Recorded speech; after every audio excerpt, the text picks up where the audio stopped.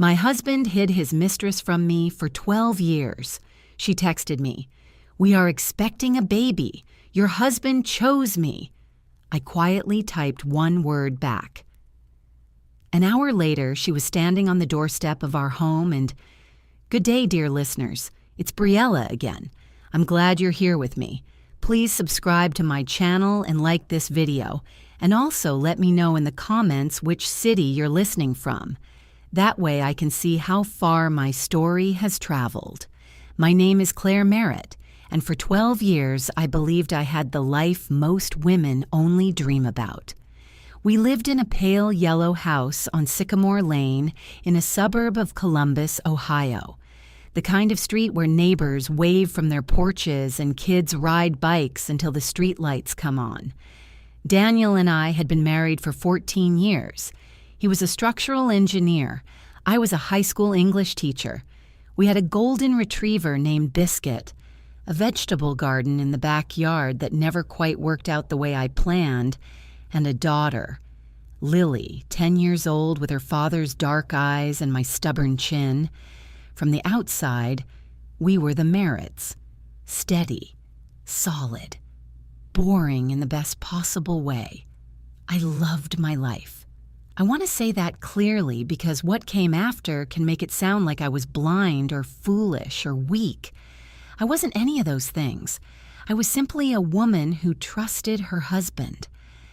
The first sign came in the spring of the year Lily turned 9. I noticed it the way you notice a draft in a room before you can find the window. Not a fact, just a feeling. Daniel started keeping his phone face down on the kitchen counter.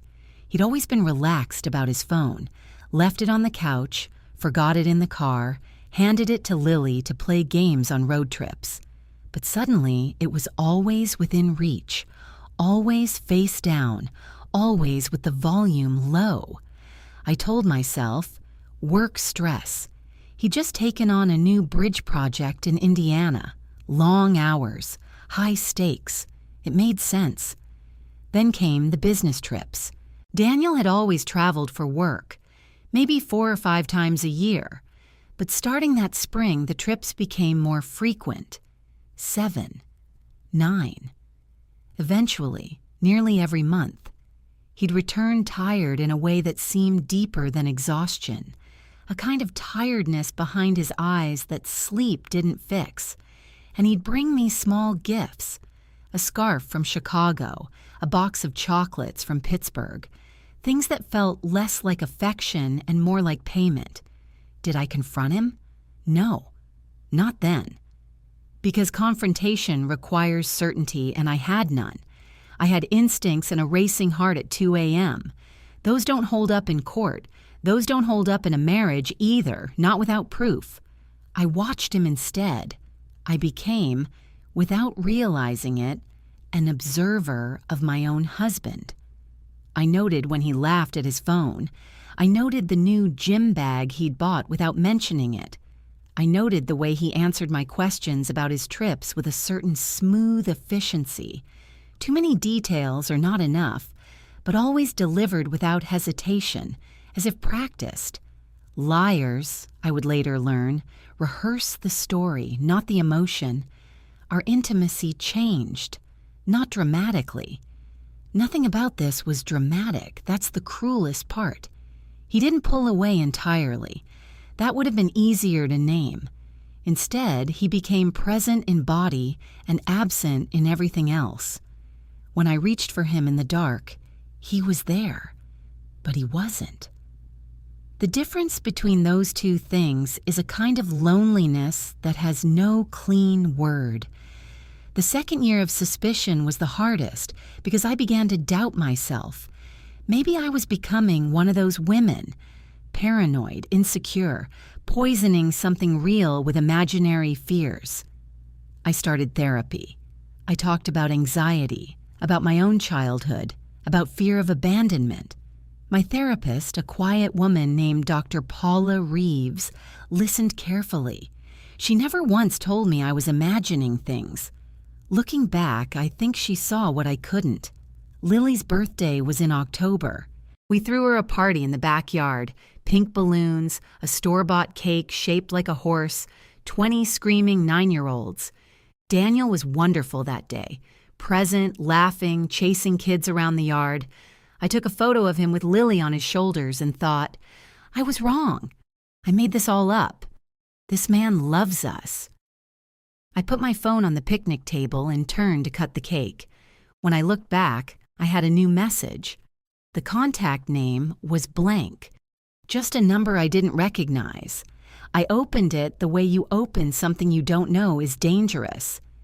Hi, Claire. My name is Vanessa Moore. I think it's time we talked. Daniel and I have been together for 12 years.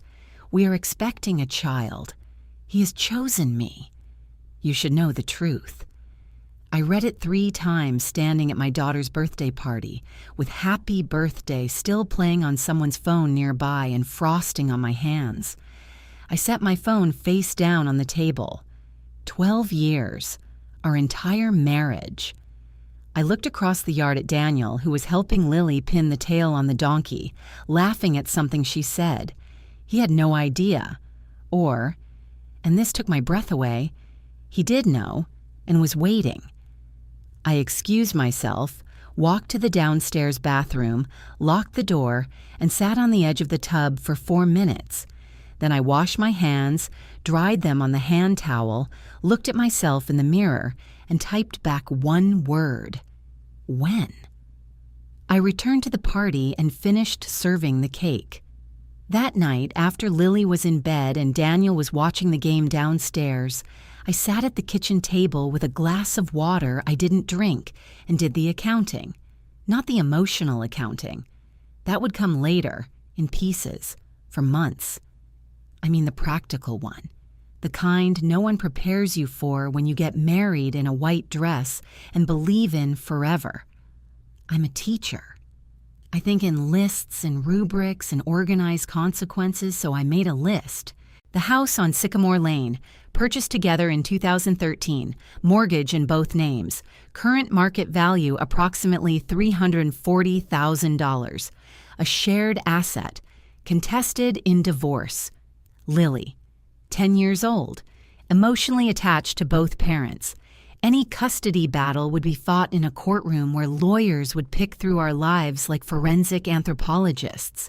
My income, $54,000 a year. Daniel's, just over $110,000, plus bonuses. I had stayed home for 2 years after Lily was born, interrupting my teaching career, which meant my pension contributions were lower than they should have been. Savings, roughly $62,000 in a joint account. Joint, meaning he could move it, meaning I had to be careful. I sat there and understood, with a clarity that felt almost surgical, that rage was a luxury I could not yet afford. Because here was the other part of the accounting. I did not know what Daniel knew. I did not know if he had told Vanessa to send that message. I did not know if he was planning to leave me, had already planned it, had already spoken to a lawyer himself, was simply waiting for the right moment. I did not know if this woman was actually pregnant, or if that was a manipulation designed to make me react badly, say something I couldn't take back, give him grounds to paint me as unstable. I didn't know anything. And that not knowing was the most dangerous position I could be in. So I made a decision. I would say nothing to Daniel, not one word. I would behave exactly as I had behaved before that message arrived. I would make dinner. I would ask about his day. I would be Claire Merritt, high school English teacher, wife, mother. I would give him nothing. And quietly, completely quietly, I would begin preparing. The first thing I did, sitting at that kitchen table at 11:47 p.m., was open my laptop and search for family law attorneys in Columbus. Not the big, flashy firms, the kind with real client reviews, women who'd written things like, "She fought for me when I had nothing left." I wrote down 3 names in a notebook I kept in my work bag. The one Daniel never touched. The second thing I did was open a separate email account, a new one, on a provider I'd never used, from a browser in private mode. I named it something neutral.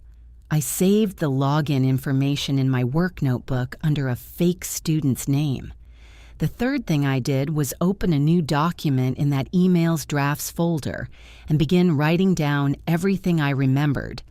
Dates, the business trips, the changed behavior, the new gym bag, the face-down phone, timestamps where I had them. I wrote for 40 minutes until my hands ached. By the time I closed the laptop, something had shifted inside me. The grief was still there. It would surface in the shower, at red lights, in the middle of teaching a lesson on The Great Gatsby when a student asked why Daisy stayed with Tom. But underneath the grief, something harder had formed. Not anger. Anger is hot and careless. This was something cooler, purpose. I replied to Vanessa's message the following morning from my car in the school parking lot before first period. She had answered my one-word reply the night before with, "Saturday, 10 a.m., come to 1847 Westfield Drive. We need to talk in person." I stared at the address. I didn't recognize it. Not Daniel's office, not any location he'd ever mentioned. Her apartment, presumably. I typed back, "I'll be there."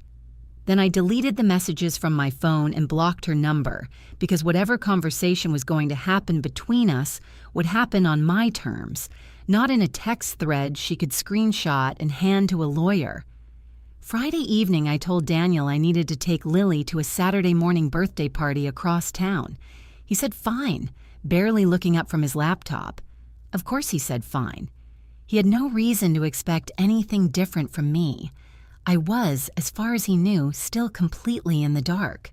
That night, lying beside him in the dark, listening to him breathe, I thought about 12 years.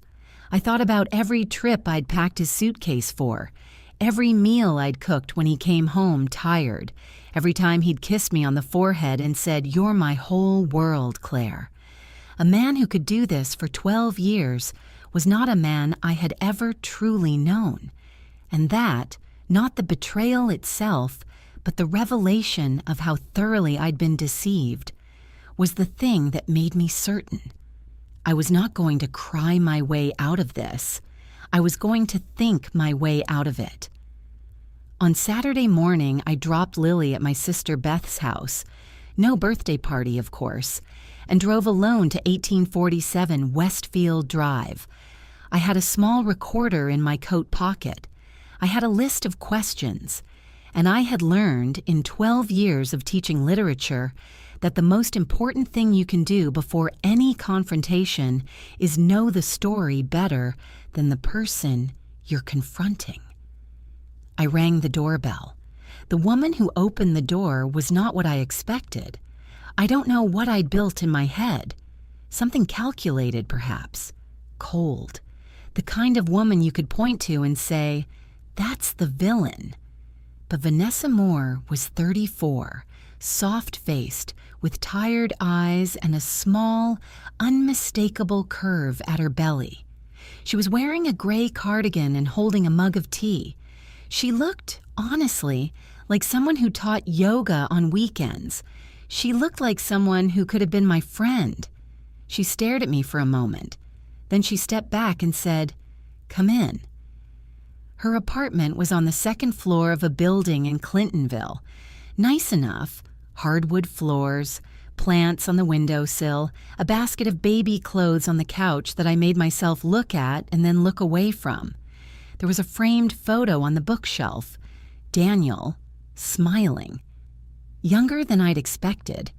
It must have been taken years ago, early in whatever this was. I sat down across from her at her small kitchen table and folded my hands. "I'm not here to fight," I said. She blinked. That wasn't what she'd prepared for. "I just want to understand," I continued. "How long has this been going on?" And she told me. She told me almost everything, and I think she did it because she'd been waiting 12 years to tell someone, and I was the only person left in the room. She told me they'd met at an engineering conference in 2012.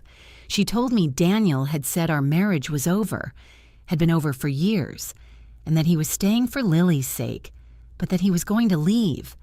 She told me he'd been saying that for the last 8 years. She told me the pregnancy was planned, that he'd agreed to it, that this time he was finally ready. She said the word finally, the way someone says it when they've waited for something so long they've stopped being sure it's real. I kept my hands folded. I kept my face quiet. I asked gentle, open questions, the kind I'd learned from 15 years of getting teenagers to talk about books they hadn't read, coaxing the story out without pressure. The recorder in my coat pocket ran for 41 minutes. When I left, Vanessa walked me to the door and said, with something that might have been either generosity or cruelty, "I don't hate you, Claire. I just love him more." I nodded. I said, "Thank you for meeting with me." I drove 2 blocks, pulled into a pharmacy parking lot, and sat there for 6 minutes, not crying, breathing, organizing. Then I drove to my attorney's office. Her name was Sandra Okafor. I'd chosen her from my late-night list, a family law specialist with 17 years of experience, and a review from a woman who'd written, "She is the calmest person in any room, and that calm will save you." I'd emailed her from my private account on Thursday. Her assistant had fit me in for Saturday afternoon. Sandra was 50, precise, unhurried. She wore reading glasses on a chain and had the kind of voice that made you feel like you were the only case she'd ever had. I sat across from her desk in a bright, quiet office on the 4th floor of a building downtown, and I put everything on the table. The message from Vanessa, my recordings, my handwritten timeline, the dates, the trips, the behavior changes. She listened without interrupting. When I finished, she took off her glasses, set them on the desk, and said, "This is a strong starting position." Ohio, she explained, was a no-fault divorce state, meaning infidelity didn't legally end Daniel's rights to marital assets. But it wasn't irrelevant. Documented misconduct could affect the court's view of his credibility. More importantly, she said, if marital funds had been used to support Vanessa, hotel stays, gifts, rent contributions, that was waste of marital assets and could be factored into the settlement. "Do you have access to financial records?" she asked. I had access to our joint accounts. I had Daniel's credit card statements because I managed our household finances. I had never had reason to look at them closely. Sandra told me to look at them now. That evening, Lily at Beth's for the night, Daniel at what he said was a work dinner, I sat at the kitchen table and went through 3 years of credit card statements. It took me 4 hours. What I found was not hidden. It was all there, every month, unremarkable in its openness, because he had never expected me to look. Hotels in Indianapolis on weekends when I thought he'd been working. A baby store purchase in February, 3 months before Vanessa had told me the pregnancy was planned. A recurring charge, once a month, to an address I cross-referenced online, 1847 Westfield Drive. He had been paying a portion of her rent, monthly, for the past 2 years. I photographed every relevant page with my phone. I emailed the photos to my private account. I uploaded them to a secure cloud folder Sandra's office had set up for me. Then I sat back in the chair that had been in our kitchen since we bought this house together, in this neighborhood we'd chosen together, in this life I had believed was mine. 12 years, $1,200 a month to her rent alone. I opened Sandra's number in my phone and sent one message. I found the financial records. I have everything we need. Her reply came 4 minutes later. Good. Don't move the money. Don't confront him. Come in Monday. I turned off the kitchen light and went to bed. Monday came the way important days often do, indistinguishable on its surface from any other. I made coffee. I packed Lily's lunch. I kissed Daniel on the cheek when he left for work and said, "Have a good day." He looked at me for just a second longer than usual. I smiled. I dropped Lily at school and drove to Sandra's office. We spent 2 hours going through the documentation. Sandra had a paralegal pull property and financial records on Daniel's accounts, things that required his Social Security number, which I had memorized years ago for tax returns. What emerged was a picture not of a man who'd made one terrible choice, but of someone who had constructed a second life with considerable care and considerable cost. Beyond the rent contributions, there were hotel charges, restaurant bills, a weekend trip to Nashville in April 2 years ago that I now recalled as a conference he'd attended. Sandra flagged each item. "The question," Sandra said, setting her pen down, "is how you want to proceed. Do you want to attempt mediation first, or do you want to file?" "File," I said. She nodded as if she'd expected that. "It will take him by surprise." "I know." The papers were drafted that week. I was not in the room when Daniel was served. Sandra's process server found him in the parking lot of his firm on Thursday afternoon. I was at school teaching the Crucible to my juniors, asking them whether Proctor had any other choice. My phone buzzed in my bag 6 times before lunch. I did not look at it until my prep period, alone in my classroom with the door closed. 11 missed calls from Daniel, a text that said, "What the hell is this? Call me right now." Another, "Claire, I'm serious." Another 20 minutes later, in all capitals that I will not repeat here. I forwarded the messages to Sandra and put my phone in my desk drawer. That evening was the confrontation I had been preparing for, in the back of my mind since the moment I'd typed "when" into my phone. He was home before me, standing in the kitchen when Lily and I walked in, his tie loosened, his face a color I'd never seen on him before. Lily read the room the way children do, went upstairs without being asked, and closed her door. "You went to see her," he said. It wasn't a question. "Yes. And you recorded it." He must have asked Vanessa directly. "You went behind my back and the way you've gone behind mine for 12 years? He stopped. Something moved across his face. Not guilt. It was past guilt now. It was the look of someone realizing the ground had shifted and they hadn't noticed until they were already falling. "You have no idea what you're doing," he said. His voice dropped, which was more frightening than if he'd shouted. "You're blowing up Lily's life. You're blowing up this family over your other family?" He put his hands flat on the counter. "I will fight for full custody. I will tell them you're unstable. I've seen you, the anxiety, the therapy. I'll bring all of it." I looked at him. I had practiced for this moment, not consciously, but in the small hours of the last 2 weeks, running through versions of it in the dark. I had thought about what I would feel. I had assumed it would be fear. Instead, I felt something almost like pity. "Daniel," I said quietly, "I have 3 years of bank records showing monthly payments to Vanessa Moore's apartment. I have a 41-minute audio recording of her describing your relationship in detail, including statements you made about our marriage.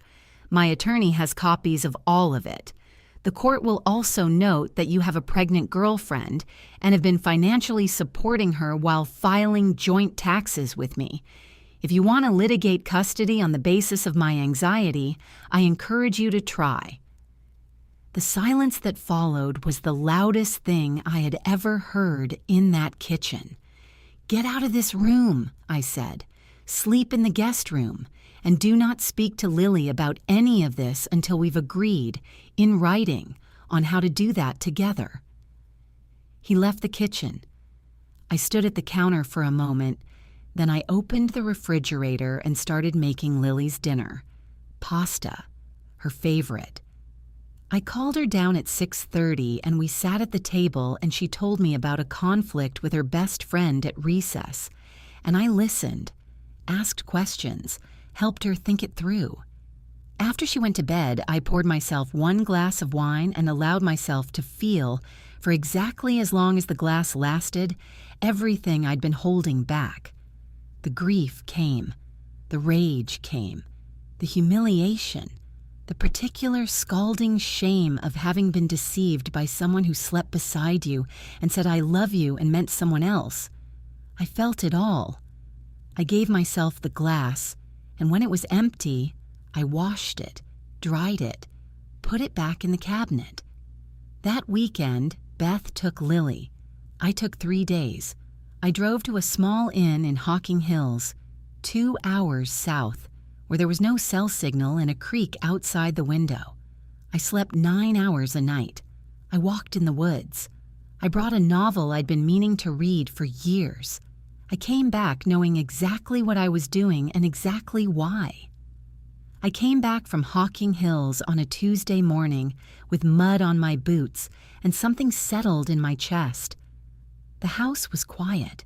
Daniel had arranged to stay at a colleague's apartment for the week. Sandra had formalized a temporary agreement about his living arrangements, pending the divorce proceedings. His car was gone from the driveway. I stood on the front step for a moment, looking at the pale yellow siding, the vegetable garden, the porch where Biscuit liked to sleep in the afternoons, and I thought, this is still mine. This is still ours. Lily's and mine. I went inside and unpacked. The first message from Daniel came that afternoon. Not aggressive this time. He'd apparently recalibrated. It was long, careful, written in the tone of someone who'd spent days drafting it. He wrote about Lily. He wrote about everything we'd built. He wrote that he was sorry, that he had made terrible choices, that Vanessa had complicated things in ways he hadn't anticipated. He wrote, and this was the sentence I read twice, that if I would agree to work something out privately without the courts, he believed we could find a fair arrangement for everyone involved. Everyone involved. He meant himself and Vanessa. I forwarded the message to Sandra, who replied with 3 words. Noted. Don't engage. Vanessa's message came 2 days later from a new number she apparently thought I wouldn't recognize. It was shorter and less careful. She wrote that I was making a mistake, that Daniel's attorney had already told him I had less than I thought legally, that Ohio courts favor fathers in custody cases, that if I continued this path, I would lose my home, lose time with my daughter, and end up alone while she and Daniel raised their child in a new house. She signed it. I'm not your enemy, Claire, but I will protect my family. I read it once. I took a screenshot for Sandra. I blocked the number. What struck me, and what I have thought about many times since, was the word she used. Family. As if the thing she and Daniel had built in the margins of my life was the real one, and what Lily and I had was the imitation. I did not dignify it with a response. Instead, I called my sister, Beth Merritt. She'd kept our maiden name when she married, which I had always privately admired, was 43, a physical therapist, and the kind of person who responds to a crisis by immediately making a list of what needs to be done. I had told her almost nothing up to this point. I'd protected the secret, I realize now, out of some lingering instinct to shield Daniel's reputation, or perhaps my own pride. The shame of being deceived is its own particular cruelty.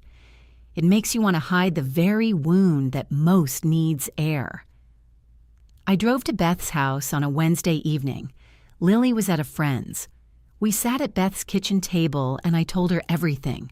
from the first face-down phone to the birthday party to Vanessa's apartment to the credit card statements.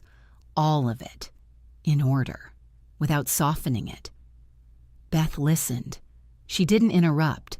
When I finished, she was quiet for a moment. Then she said, in a voice absolutely stripped of sentiment, "I never liked him." I laughed. It came out of me before I could stop it.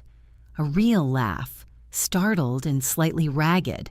And then Beth was laughing too, and then we were both crying, and then we were laughing again, and her husband Eric came in from the living room, looked at us, said, "I'm going to make tea," and wisely retreated.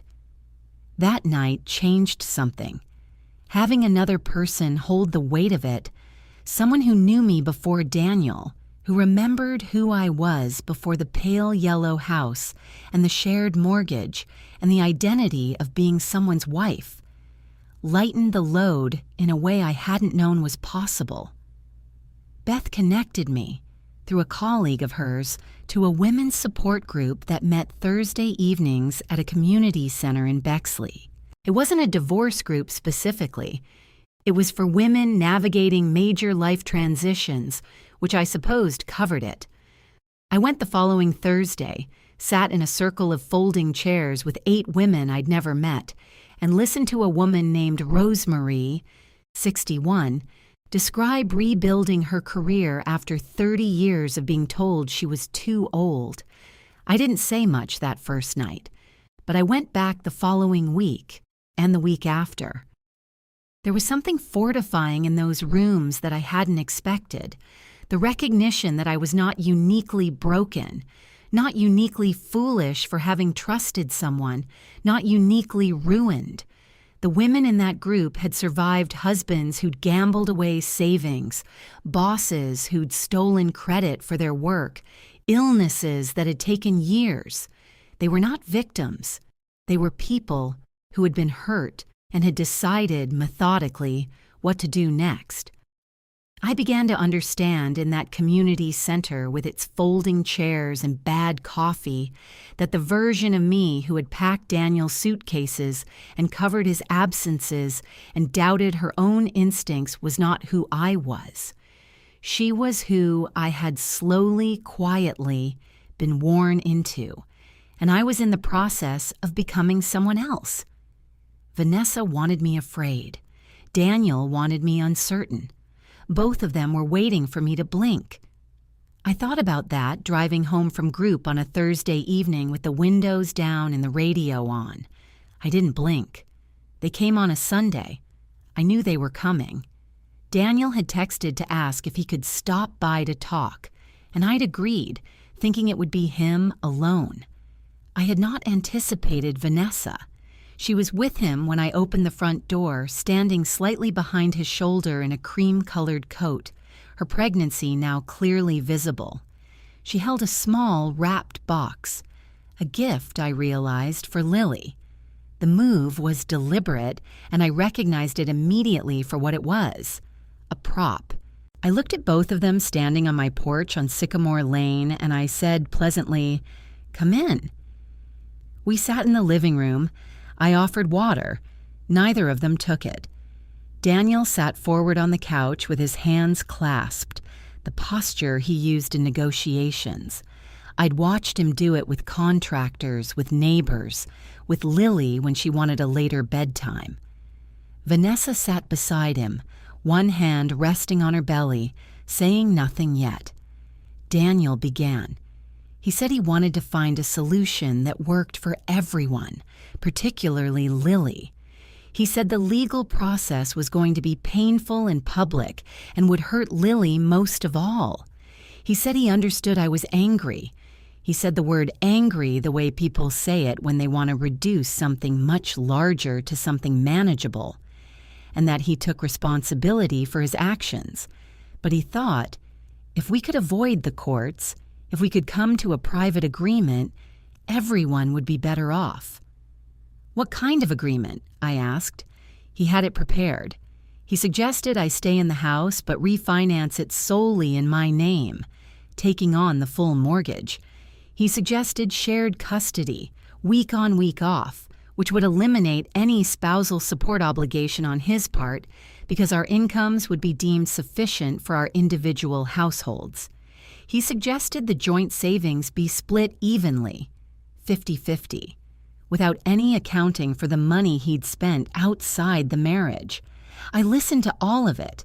I said, "And the financial records? The payments to Vanessa's apartment?" A pause. "That's something we'd agree not to bring into proceedings." Of course. Vanessa spoke for the first time. Her voice was softer than I'd expected. Not weak, but controlled. She said she understood this was difficult. She said she didn't want to be my enemy. She said she had thought about this moment many times, about meeting me, about what she would say. She said that she loved Daniel and that she hadn't set out to hurt me, but that sometimes life brought people together in complicated ways, and that the most important thing now, she touched her belly as she said this, was the children. All the children. Lily and the baby coming. Then she looked at me with an expression of practiced sincerity and said, "If you drag this through the courts, Lily will have to know everything, every detail, in documents, things that children shouldn't have to read about their fathers. Is that really what you want for her?" There it was. I had expected it. Sandra had actually prepared me specifically for this argument. The use of Lily as leverage, the implication that my pursuit of justice was the source of harm, not Daniel's 12 years of deception, the inversion of responsibility, the suggestion that the person who had been wronged was now the one doing the damage. I folded my hands in my lap. "Vanessa," I said, "I appreciate you coming. I want to make sure I understand your position. You're suggesting that in order to protect my daughter from the consequences of her father's choices, I should accept a financial settlement that ignores 3 years of documented marital waste, take on a mortgage alone that we agreed to carry together, and share custody in a way that eliminates any support for Lily's primary home. Is that an accurate summary?" A silence. Daniel shifted. "It's not. You're framing it. I'm restating what you proposed, in clear terms." Vanessa's jaw tightened slightly. The composed expression held, but something moved underneath it. "We're trying to be reasonable," she said. "I understand that's how you see it," I said. "My attorney will be in touch." I stood. Daniel started to speak again. Something about Lily, about how this didn't have to be a war, about how he was trying to protect all of them. And I waited until he finished, the way you wait for a noise to stop. "I'll see you out," I said. They left. I watched the car pull away from the curb, Daniel's Audi, which was also a marital asset my attorney had already noted, and stood at the window for a moment. Then I felt it. The flutter. Small, but real. The awareness that they were not bluffing entirely, that court proceedings were uncertain, that judges were human, that nothing was guaranteed, that Vanessa was not stupid and Daniel was not without resources. Fear. Genuine, cold, specific fear. I let it come. I breathed through it. I thought about Rosemary at the Thursday group, who had rebuilt her career at 61. I thought about Sandra, who had said in her quiet, unhurried voice, "You have a strong case, Claire. Don't let them convince you otherwise." I thought about Lily upstairs, who would come down in an hour for dinner and ask what was for food and need her mother to be solid. I let the fear exist, and then I let it become something else. I picked up my phone and called Sandra's after-hours line.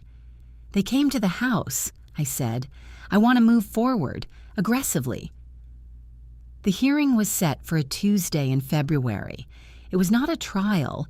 Ohio Family Court rarely goes to full trial in divorce proceedings. It was a formal settlement conference, presided over by a magistrate named Judge Elaine Cho, with both attorneys present and all financial documentation on the table. The goal, technically, was to reach an agreement, but Sandra had told me in our final preparation meeting the week before, "He's going to walk in thinking this is a negotiation. Let him think that." I wore gray, quiet, specific. The conference room on the 4th floor of the Franklin County Courthouse had the institutional neutrality of all places where difficult things are decided. Beige walls, a long table, water pitchers, nobody touched. Daniel arrived with his attorney, a man named Griffin, who wore a very good suit and had the handshake of someone who expected to win. Vanessa was not present. She had no legal standing in the divorce proceedings, and her name would come up only in the documentation. She had made a significant error in the weeks before the hearing. 3 weeks prior, Lily had received a follow request on her school-approved social media account, the limited monitored one Beth had helped Lily set up for school projects. The request came from an account under a name I didn't immediately recognize. Lily mentioned it at dinner, casually. I asked to see it. The account had no posts, no followers, a generic profile photo, but the username, when I looked carefully, contained a phrase Daniel used as a personal motto. Something from an engineering quote he'd had on his office wall for years. I showed it to Sandra the next morning. Sandra subpoenaed the account registration records. The email address linked to it was registered in Vanessa Moore's name. Contact with a minor, in violation of the temporary protective conditions Sandra had established at the start of proceedings. Conditions Daniel had signed, which explicitly prohibited either party's associates from making contact with Lily without consent. Sandra filed the violation immediately. Judge Cho noted it. It became part of the record. The second problem for Daniel had emerged during discovery. Griffin, his attorney, had requested financial records from our joint accounts in order to argue that Daniel's earnings had disproportionately funded the household, a common strategy to push back on asset division claims, a reasonable move. The problem was that in requesting those records, Griffin had inadvertently triggered a reciprocal disclosure requirement. Sandra requested Daniel's personal account records in return. What appeared in those records confirmed and extended everything I'd found in the credit card statements. The payments to 1847 Westfield Drive, hotel charges on dates that overlapped with business trips, a lump sum transfer of $12,000 in January. The month, Sandra noted for the court record, when Vanessa would have been approximately 14 weeks pregnant. Daniel hadn't told Griffin about any of it. Attorneys, I learned, do not like discovering evidence that surprises them in a courtroom. The conference began at 9 in the morning. Griffin opened with the proposal Daniel had brought to my living room, reframed in legal language, dressed in terms like equitable distribution and co-parenting framework, but recognizably the same shape. Sandra let him finish. She thanked him for the proposal. She then placed 3 folders on the table. The first contained the financial records and the timeline of payments.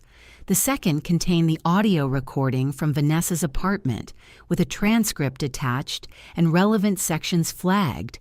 Specifically, the portions where Vanessa described Daniel's statements about our marriage, his promises to leave, and their mutual agreement to conceive. The third contained documentation of the social media contact violation. Griffin picked up the first folder. He flipped 2 pages. He set it down. He leaned toward Daniel and said something very quietly. Daniel's face, which had been composed when he walked in, shifted, not dramatically, but I had spent 14 years watching that face, and I knew what it looked like when he understood that something had gone wrong.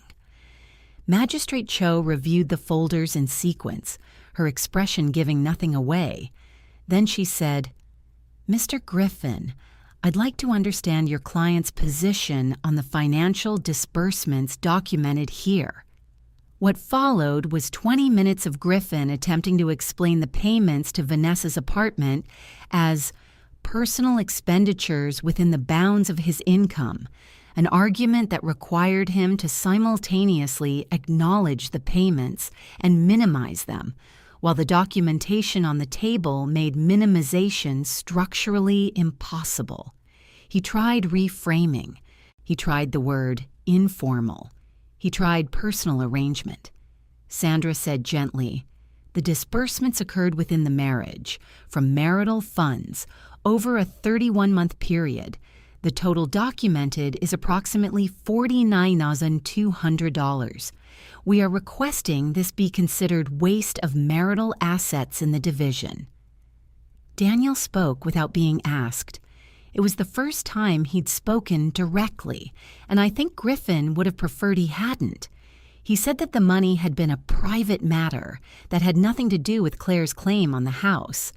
He said Vanessa was the mother of his child, and he had an obligation. "Mr. Merritt," Magistrate Cho said, in a tone that ended the sentence. In the silence that followed, I looked at Daniel across the table. He was looking at the folders. He was not looking at me. I had imagined many times how I would feel in this moment. I had expected triumph or grief or some combustible mixture of both. What I felt was quieter than any of that, something close to the feeling at the end of a long, difficult book. Not happiness, but resolution. The truth, once it is in a room, does not leave. Magistrate Cho turned to Sandra. "Counselor, does your client have a proposed settlement structure?" Sandra said, "She does, Your Honor." She opened her own folder and began. The settlement Sandra presented took 40 minutes to read into the record. By the end of it, Griffin had stopped arguing. He'd begun instead the quieter work of minimizing his client's losses, requesting small modifications to language, asking for adjustment to timelines, the procedural negotiations of someone who has accepted the terms of a defeat and is now only managing its shape. Daniel did not speak again during the conference. He sat with his hands flat on the table and listened to the terms of the end of our marriage being stated, item by item, in the fluorescent calm of a courthouse room. The house on Sycamore Lane, awarded to Claire Merritt, along with a mortgage restructuring plan in which Daniel would make a lump sum payment toward the principal, reducing my obligation to a manageable monthly amount within my teacher's salary. His name would be removed from the deed within 60 days.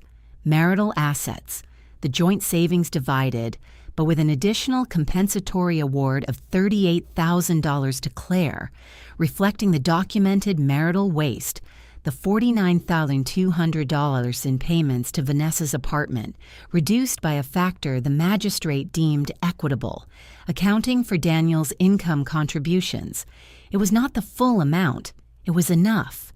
Custody, primary physical custody to Claire. Lily would live on Sycamore Lane.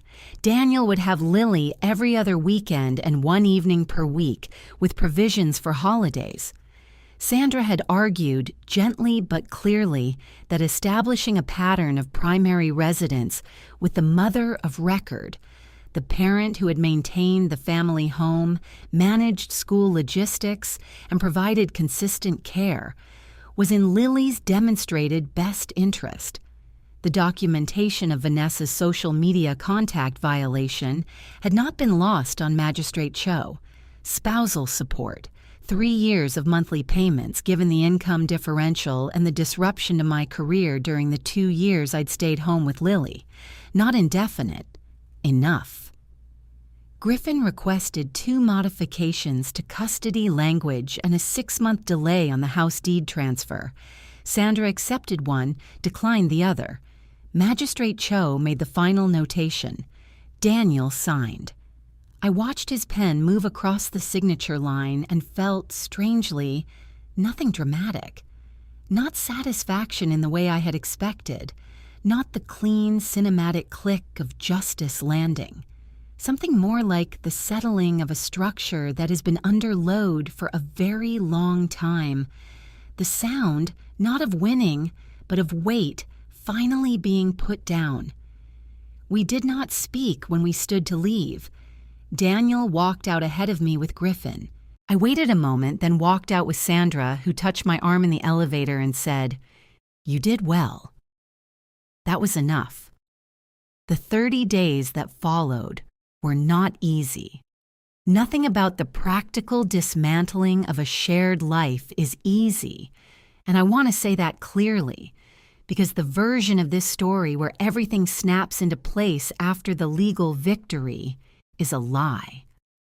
There was the day Daniel came to collect his things, when Lily was at school, and I sat in the car in the driveway because I could not be in the house while it happened.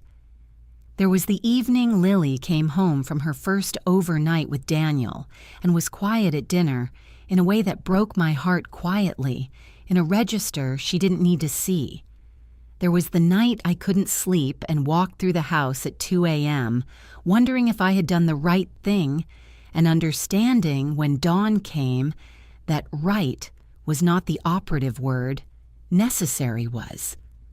Vanessa's social media contact violation had resulted in a formal order prohibiting any contact with Lily without Claire's written consent until further court review. This was not a punishment so much as a boundary, but it was one with teeth. Daniel had been advised by Griffin, I later learned, to ensure Vanessa understood this was not negotiable. By March, Daniel's name was off the deed. The payments from him arrived on the 1st of each month, as ordered. They arrived on time. This surprised some people I told about it, but it did not surprise me. Daniel was, whatever else he was, organized. He did not want further legal complications. He understood now what further complications would cost him. Lily told me in April, on a Tuesday evening while we were doing dishes together, that she was sad. She said it simply, the way a 10-year-old who has good language does, not as a crisis, but as a fact that needed saying. I turned off the faucet, dried my hands, and sat down at the kitchen table with her. We talked for an hour. I told her that she had not done anything wrong, that both her parents loved her, that our family had changed shape, but she was still its center.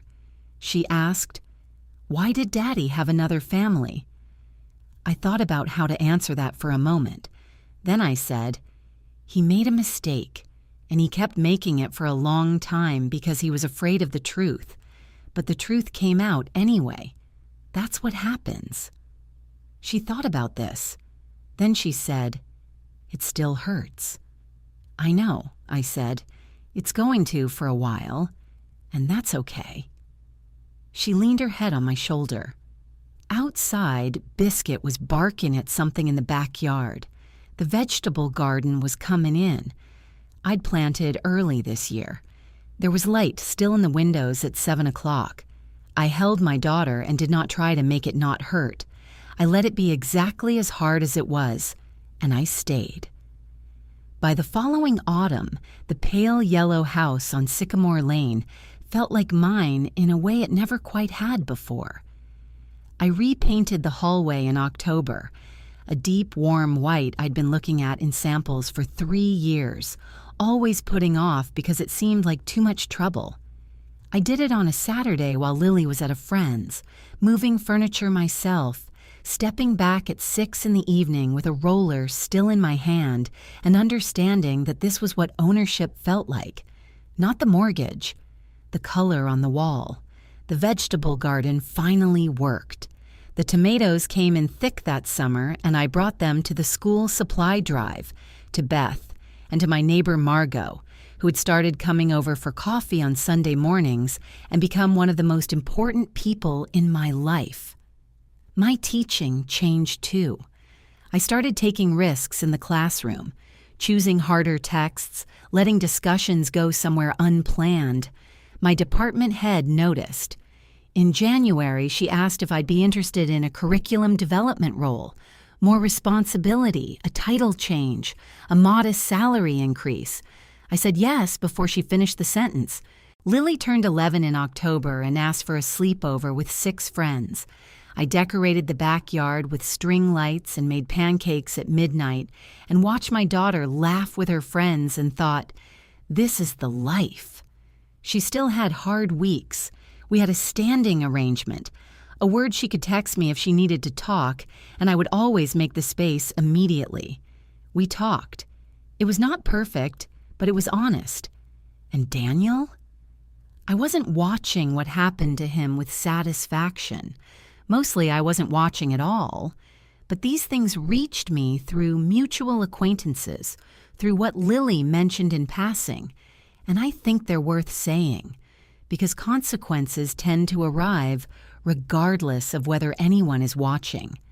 Vanessa and Daniel did not stay together. The circumstances of their relationship's foundation, the secrecy, the years of soon, not yet soon, had done something to the structure of it that didn't survive daylight. With a lease and a baby and a man carrying 2 sets of financial obligations, the romantic architecture collapsed.